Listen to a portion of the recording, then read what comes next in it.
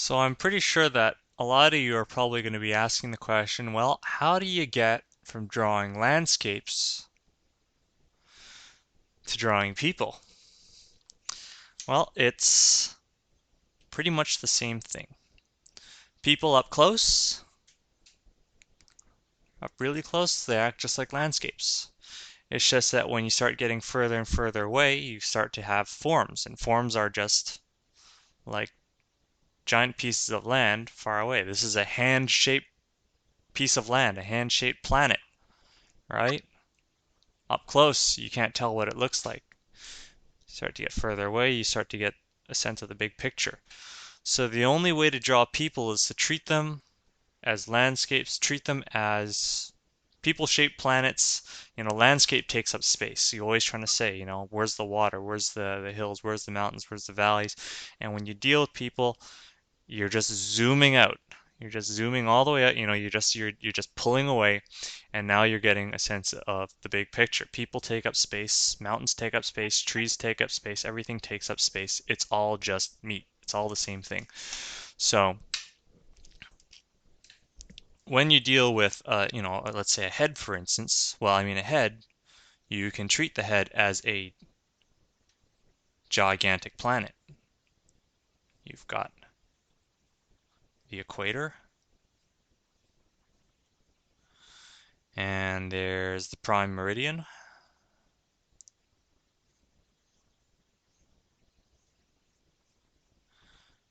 But you can suddenly say, wow, there is a giant wedge-shaped mountain coming out from the side of this planet. And additional mountains that come out from the side of this planet. Then a terrible mining accident occurred, and it blew off a huge section of the planet.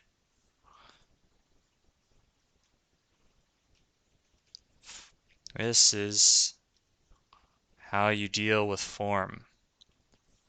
Everything is carving space.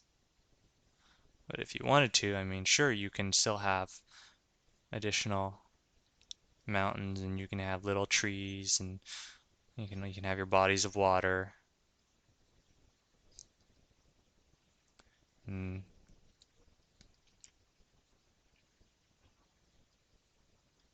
so it's all just form. Whether or not you're dealing with landscape, you're dealing with people, it is all pretty much the same thing. So if you're going to deal with the problem of looking at a blank canvas, and the canvas has no information in there, there's nothing in there to convince you that this is anything but a flat piece of paper. So what we need some landmarks. We need some known points in space. Remember what I said about the x, how the x is useful to us? Look at that. Once we have the x, we suddenly have a ground plane. We have a system of landmarks that have defined, cut out a certain amount of space. And if you're going to draw a person who's standing on this ground plane, well, you can draw his feet, because his feet are something that is relative to the ground plane. See? As soon as I draw that, they stick to the ground plane. Maybe if I want, I can take his midsection. I'm going to shift it over one of his feet rather than having it dead center. And here we are. We've already drawn a good portion of this person. And so feet, midsection, I guess I could draw a head all the way down here. Make it point there. And now that I've got all these things, I've got, feet, midsection, head, I can just add things to connect. Find the shoulders. Now I've got the ground plane, so I can figure out where are his hands relative to this ground plane.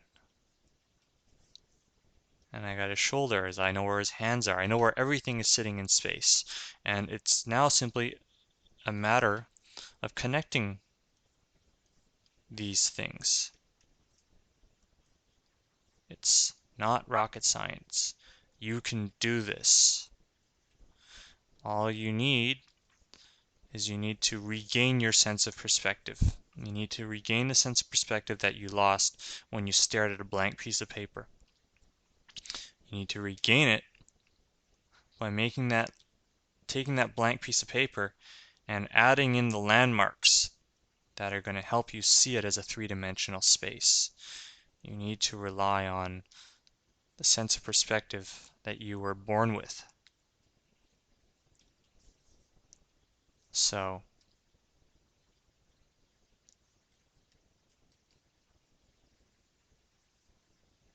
the rest of it, after you've defined your space, after you've defined where many of these things are, it's just now I'm just going through and connecting things,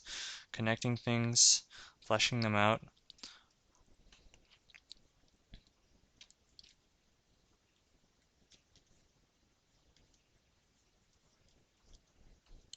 You know, if landscape, or composition of a picture is just, figuring out all the big spaces, then dealing with people is just doing the same thing but on a smaller scale.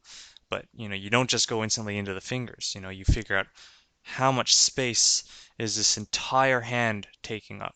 You know, um, and even before you do that, you try and figure out, well, where is this hand relative to where the shoulder joint is? And this all assumes that you know where the shoulder joint is. This assumes that you know where the head is. So if you have trouble drawing something, it's because you have no reference point. You've got no known places in space, no landmarks there.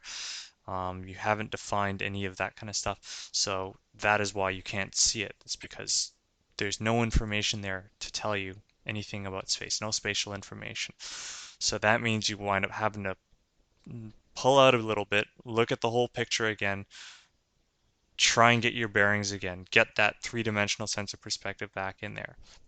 So anyway, that's a wrap. Signing off.